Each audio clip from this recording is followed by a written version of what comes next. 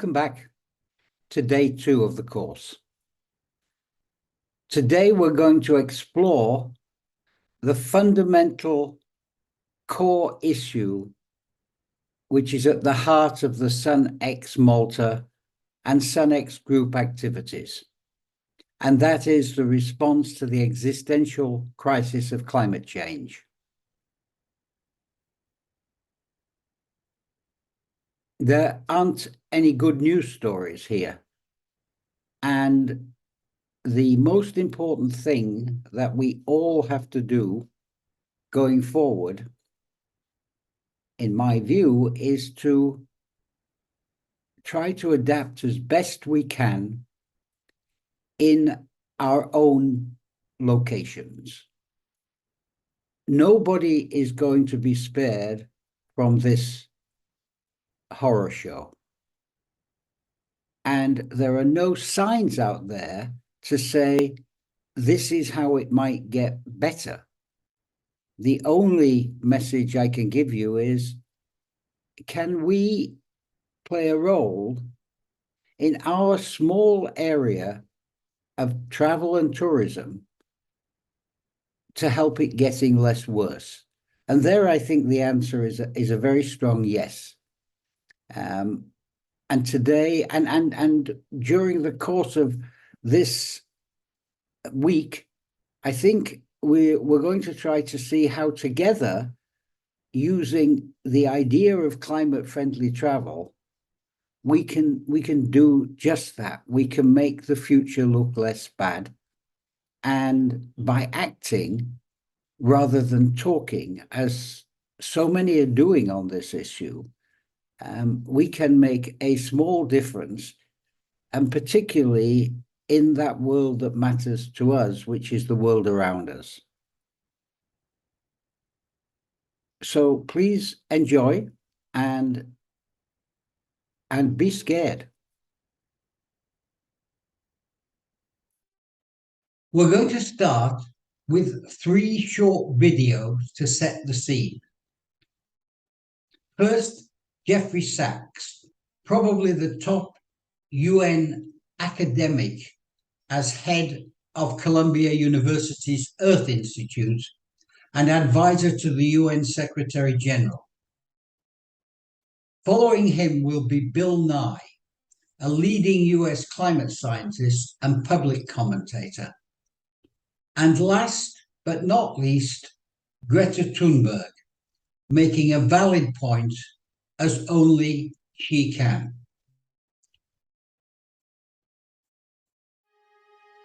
I'm Jeffrey Sachs. I'm a university professor at Columbia University and a senior advisor at the United Nations on the Sustainable Development Goals.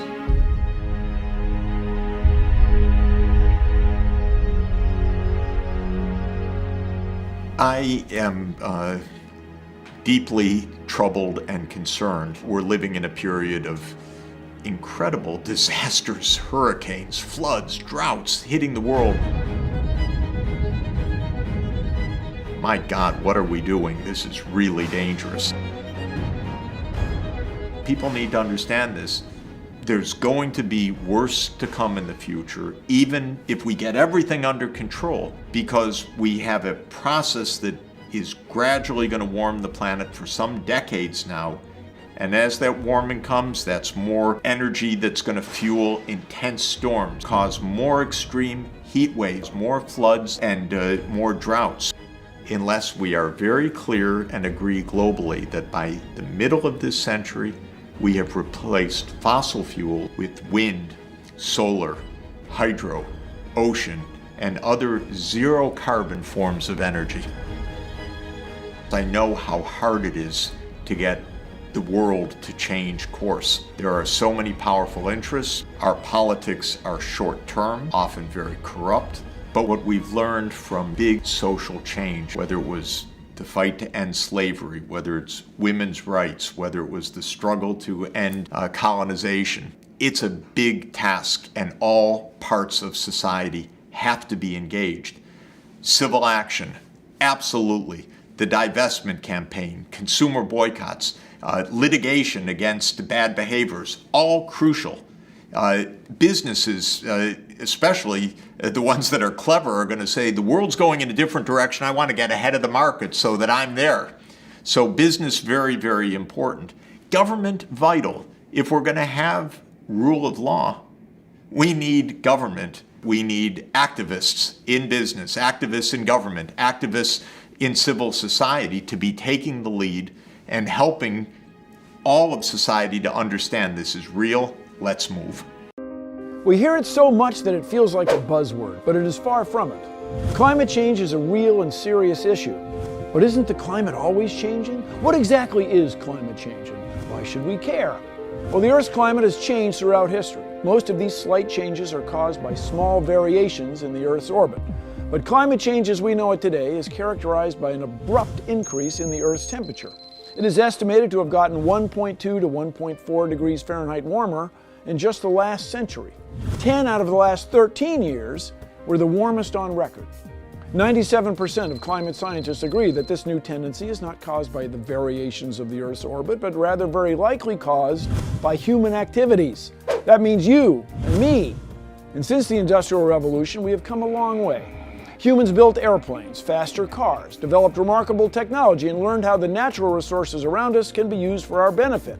Although this has led to many wonderful inventions and advancements, like the device you're using to watch this video, or the ability to take a plane halfway around the world, it also means we've increased our consumption of natural resources and in turn released a lot of greenhouse gases into the atmosphere.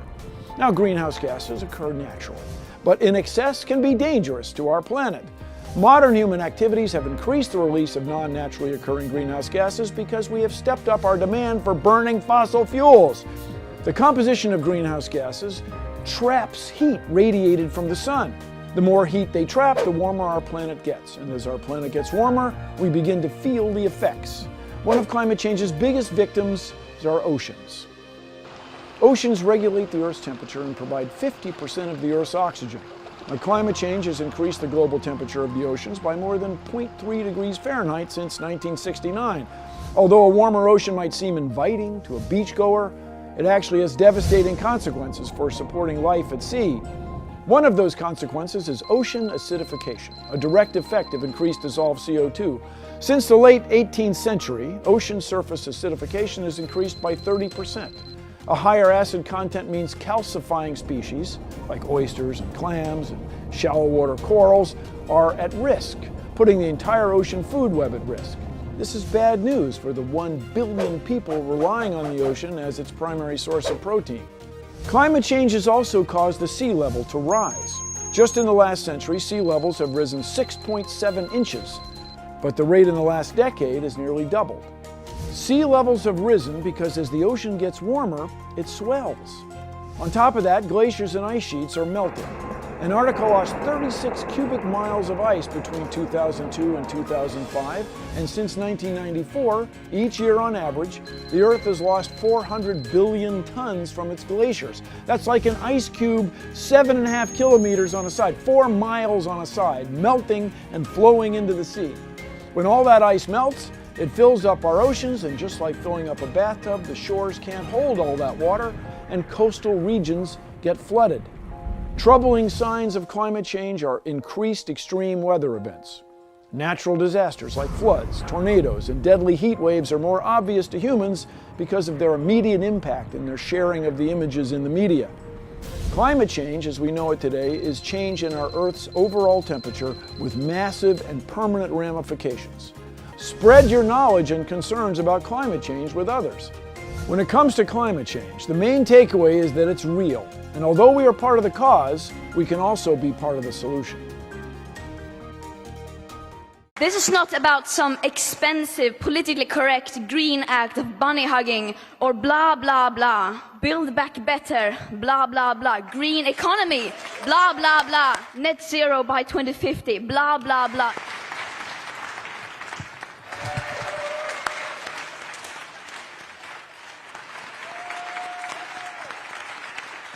Net zero by 2050, blah, blah, blah. Net zero, blah, blah, blah. Climate neutral, blah, blah, blah. This is all we hear from our so-called leaders.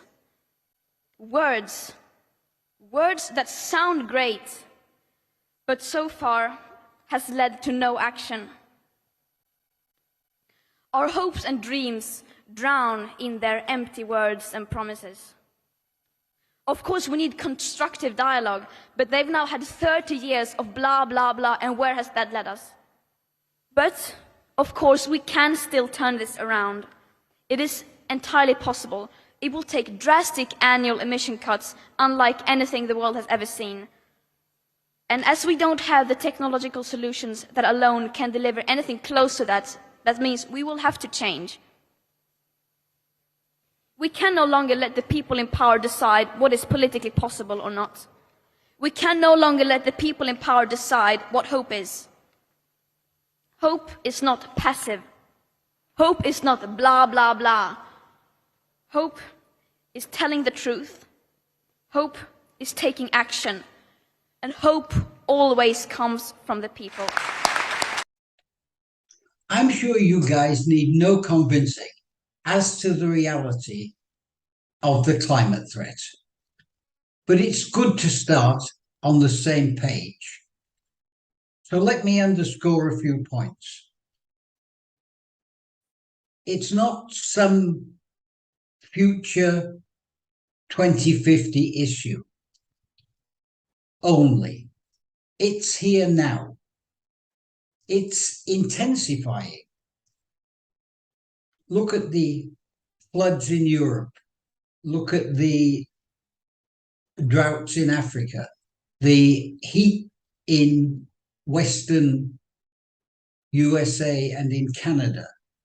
The forest fires in Australia. These are all consequences of an intensifying global warming.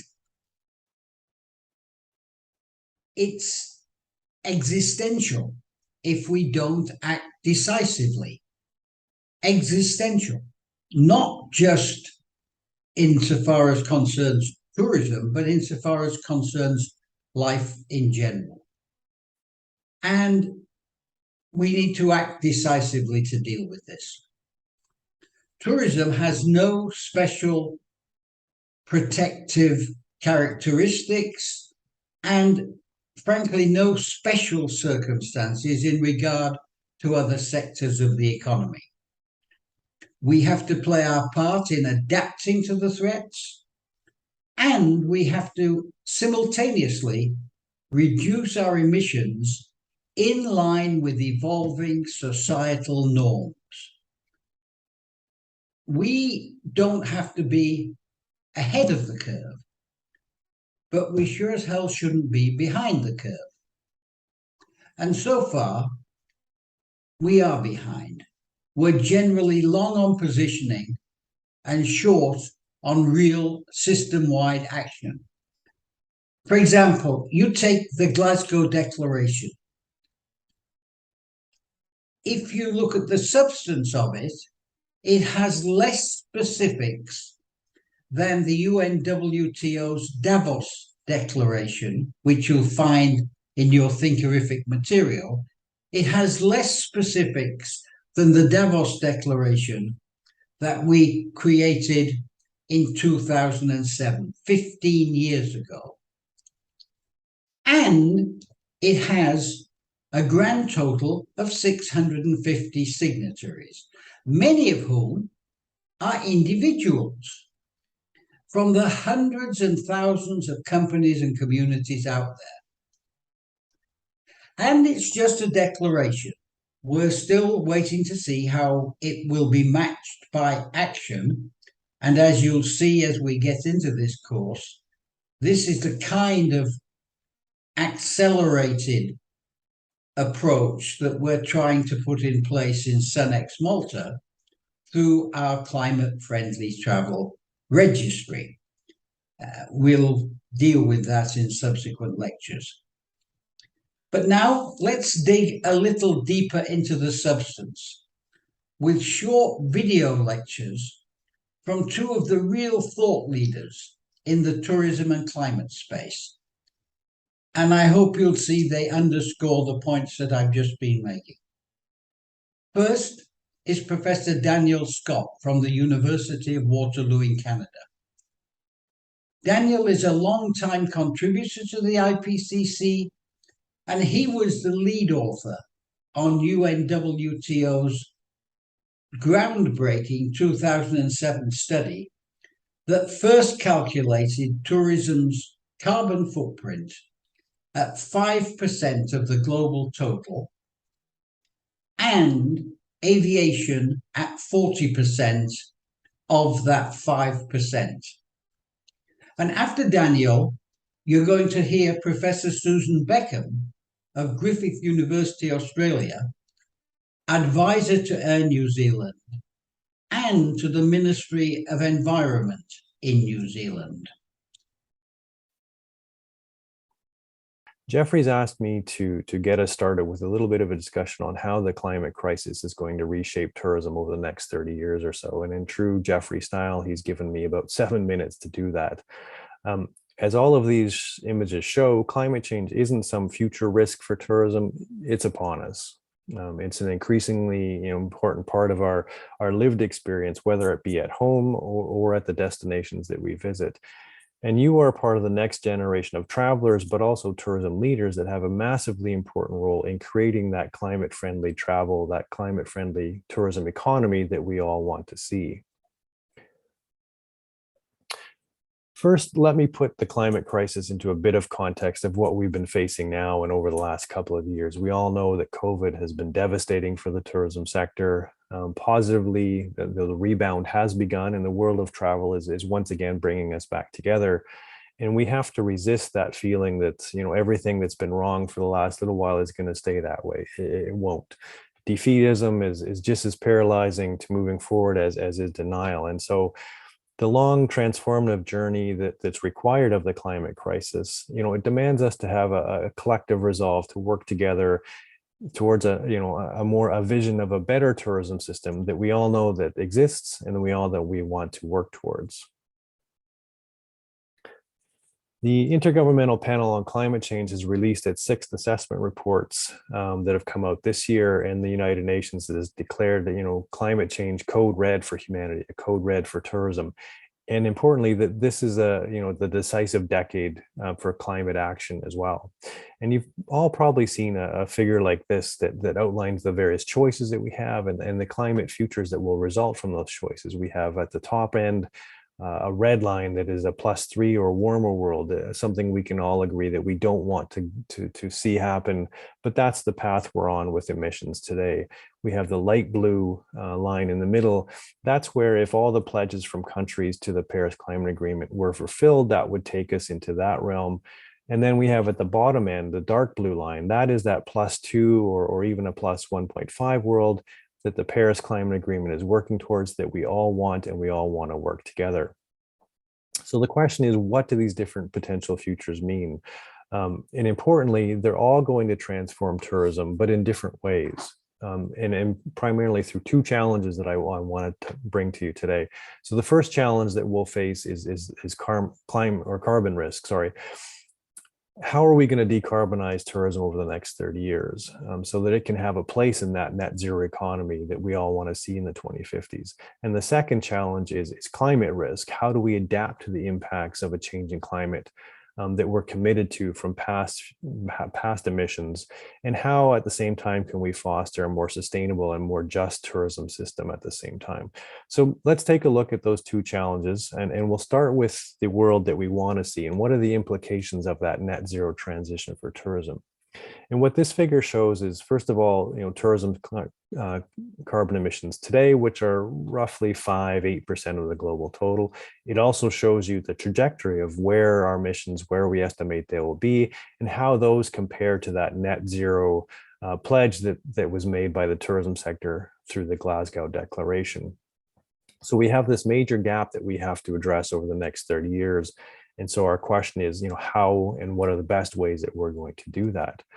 Importantly, there are some real scalable solutions that can make this transformation happen. The International Energy Agency gives us one credible roadmap of key strategies that include improving efficiency in hotels, aircraft, the electrification of tour buses and other parts of the tourism system, for a clean grid, demand management in some cases, and an important one, sustainable aviation fuels, whether it be through biomass or new synthetic fuels, and modal shifts in some cases, shifting more tourism to electrified buses, to electrified aircraft, and high-speed rail. And we need, real policy, real investment to make this collection of excellent examples that we have here, rather than making them the exceptions. We want these to be the norm. We want these to be mainstreamed over the next decade or so. And we have to do this, not just to decarbonize our operations, but to demonstrate that world leaders, the policymakers on the climate file, that tourism can be part of that net zero economy by mid-century. It won't be easy, it won't be cheap, but we have to look at this as an investment in our social license to be part of that future economy, a carbon-constrained economy, and not just, from a cost perspective. Now let's consider the world that we don't want, and that is we might call it a climate disrupted economy. We know that's incompatible with the Sustainable Development Goals. It's incompatible with the kind of sustainable tourism that we want to see. And we don't have time today to go through the wide range of different types of impacts that tourism is seeing and will see increasingly, from weather extremes to sea level rise and even economic or security risks. So instead, let's look at how all of those different kinds of impacts will come together in different parts of the world and what that will mean for tourism around the world. So we can look at a map like this, which is the geography of the combined climate and carbon risk as best as we can estimate it today. It's not perfect, but one of the things that jumps out in front of you when you see this map is how uneven or unfair the impacts that are expected to be in some parts of the world. The highest risk, or from climate and carbon risk, exists in regions of the world where tourism growth is expected to be the strongest. So climate change will pose a sort of headwind for tourism development in parts of Southeast Asia and Africa and Latin America. And even more importantly, when we look at how these impacts, if we look at them through a climate justice lens, we see that, again, some of the biggest impacts are likely to be in the places of the world that rely most on tourism for their economy. And we can't lose sight of this as we develop strategies to adapt and reduce emissions in tourism. We have to keep that climate justice lens in front of us. So with that, bit of context to get us started in our discussion, I want to leave you with two key messages. First, there can be no sustainable tourism or success on the Sustainable Development Goals if we fail on climate. And the second one is, a very wise man reminded us, don't accept that you can't make a difference. What we do as individuals matters. It adds up, especially, and we see that over the last several years, last 3 to 5 years, youth of the world have really found their voice on the climate file. And I encourage you to join those millions that are on the streets and continue to push, what is politically possible, push it closer and closer to what is, we know, scientifically necessary to address the climate crisis. Hi, my name is Susanna Becken. I'm a professor of sustainable tourism both at Griffith University and the University of Surrey, and I will provide a short summary of what's been happening on climate change and tourism in the last year. So the Intergovernmental Panel on Climate Change released 2 reports as part of their 6th assessment. One was in August 21, Working Group 1, and the other one was just now in February 22 on the impacts and adaptation. And it just confirms what, of course, we knew, that the path is closing in terms of avoiding climate catastrophe. Only immediate, deep and sustained emission reductions will really avoid substantial warming. If we go with the pledges of countries, we're still heading more for a 3-degree warming and not the 2-degree or even 1.5 that we want to achieve. Now, what's important to know is that even if we fail to deliver on 1.5, every fraction of a degree that we can avoid will save lives, save livelihoods, save species and ecosystems. The concentration of carbon dioxide in the atmosphere is now 412 parts per million. That's how you measure. And I remember when it crossed the 400 in 2013, that was a big deal because we never quite thought it would go that much. And in 1900, only sort of 120 years ago, it was 296. So it's going up and it's accelerating despite all the science and the political discussions that we've had for the last 20 or 30 years. So this is the decade of action. In tourism, there's also been a bit of progress. The Glasgow Declaration was launched. Basically, organizations that subscribe to the pledge commit to deliver reduction plans for carbon and in the order of reducing emissions by half in the next decade and reaching net zero by 2050. The World Travel and Tourism Council also released a net zero roadmap, and there's a whole bunch of other activities and pledges and roadmaps and tools. So there's been a lot of progress, at least in terms of ambition and awareness. But what matters now is what comes next. And so I will summarize the key issues. One is pressure on actual measurement and monitoring of emissions and reductions. So pledges are nice, intentions are good, but we need to reduce absolute reductions, ideally around the science-based targets. Carbon offsetting has lost quite a bit of credibility and currency. It's maybe still nice in terms of a donation to promote basically decarbonization projects, but what really counts is real reductions in their own organization. The second thing that really stands out is aviation. So the last 12 months have seen significant activity by many players in the airline industry, sustainable aviation fuels, hydrogen, electric planes, and investments are starting to be made. Qantas announced a $50 million investment into sustainable aviation fuel. And so there's lots of pilots, lots of small scale stuff, still insufficient to make immediate big gains, but at least the ball has started rolling more so than ever. The third thing I would say is the role of government and the public sector and policy making really enabling change. For example, in aviation, in those countries where the industry and government actually work together, like for example Norway and the Netherlands, that's where the biggest progress is happening. Of course, the COVID-19 pandemic has brought the public sector more to the center again for stimulation packages, bailouts, support policy, and this is where the whole notion of building back better has gained traction. Unfortunately, at this point, only 21% of government bailout or support measures are classed as green by the OECD, so in some ways a missed opportunity of the other 79%. The fourth point that's really important is regenerative tourism, regeneration of ecosystems, nature-based tourism, and really reinvesting in natural capital. And that has also been identified by the IPCC in the most recent report as one of the most important adaptation measures to climate change, is restore the health of the ecosystems. And tourism can play a major role in that. And that leads almost to the final point is around community empowerment, place-based tourism, working with the local stakeholders on sustainable destination management plans that also address issues of social license over tourism, and maybe slower localized tourism that really reduces carbon from supply chains, from improving the circularity of the local economy and so on. So I want to conclude by saying, what can young leaders do?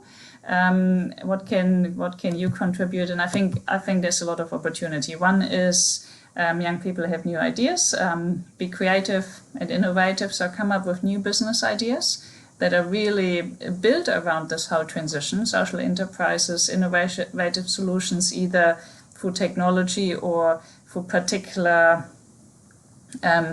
people-to-people experience economy opportunities. So there's space to upskill.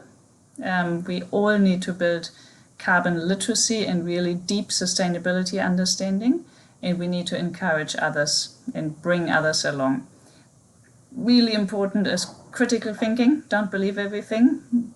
Take biofuels as an example. There's a lot of challenges. There's no easy solutions. Sometimes we think we've got a silver bullet, but there's unintended consequences. So we need to be very careful and question everything so we don't dig the hole deeper. Next one is encourage government, go out there or protest or become politically engaged, support the politicians to make the decisions that they need to make. They're very risk adverse. And finally, as for all of us, start with our own behavior, be the change you want to see. We all can make a difference. The more people make a difference, the more it becomes a norm, and it has a domino effect to really achieve what we need to do. Climate change is the major existential challenge humanity faces. If we don't fix it, our grandkids will freeze or fry. The destructiveness of extreme weather is increasing dramatically, and resources for life, particularly water, food, and the air we breathe, are threatened more and more. Fiercer hurricanes, longer droughts, accelerating sea level rises, and massive storm surges threaten civilization as we know it, and with it, starvation, poverty, migration, and conflict. The world established a response path in 2015 in the Paris Accords and SDG 13, with a measured, nationally based, but globally coordinated structure focused on a worldwide 2050 carbon reduction target. Over time, this will be adapted to respond to the scientifically measured changing impacts of climate and weather patterns, the related SDG impacts, and the shifting geopolitical buy-in. Travel and tourism, as a lead global development agent, has to step up to the plate with actions. The more so as many of our core products are in the front line: transport, particularly aviation, coastal facilities, infrastructure, for example, will need radical transformation and support. We are not going far enough, fast enough. We need to be in the mainstream of change. We need to focus on impact travel, measured to manage, green to grow, 2050 proof to innovate. That means using big data and sensors. It means low carbon, renewable energy focused, socially inclusive, resource efficient, cloud connected, and biodiversity conserving. It also means building this transformation into our education systems, from school through university. We can set the path, but it's the next generation that will have to tread it. Business as usual is not enough. Moderate change is not enough. Only total transformation is enough. SunX, the strong universal network, has been established to make this happen and is building global partnerships under SDG 17 to create this change. Please join us at www.thesunprogram.com.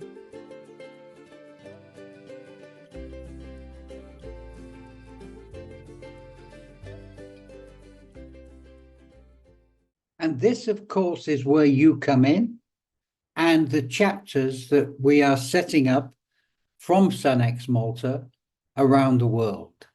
And we are going to be talking about that in more detail on the fourth day of our course together.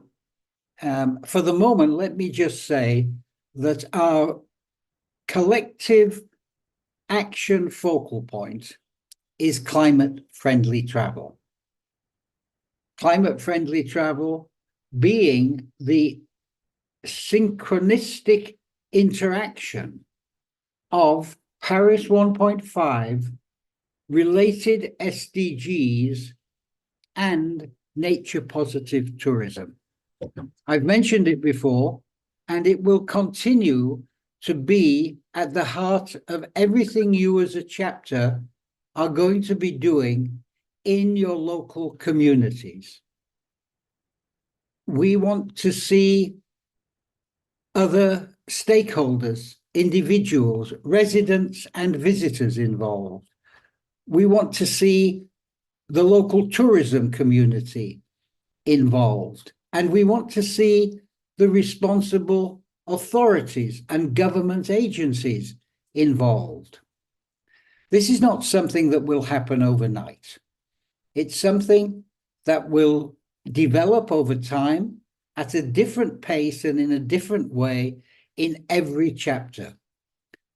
It's just important for you to know that our chapter leaders are fully supported by our team at Cenex Malta, and through your coordinators, Maud and Lena, we will keep a direct and constant interaction with you.